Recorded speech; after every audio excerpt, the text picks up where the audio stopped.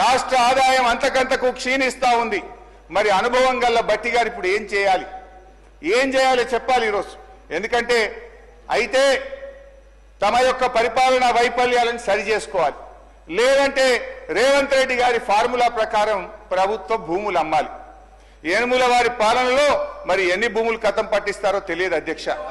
ఎందుకంటే అధ్యక్ష, గచ్చిబౌలిలో 400 ఎకరాలను వేలం చేయడం ద్వారా 30,000 కోట్లు రాబట్టాలని నిర్ణయించారు.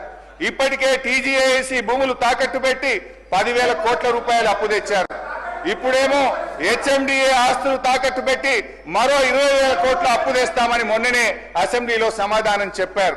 హెచ్ఎండబ్ల్యూఎస్ఎస్ జిహెచ్ఎంసీ ఆస్తులు తాకట్టు పెట్టి మరో 20,000 కోట్లు అప్పు తెచ్చే ప్రయత్నం చేస్తున్నారు.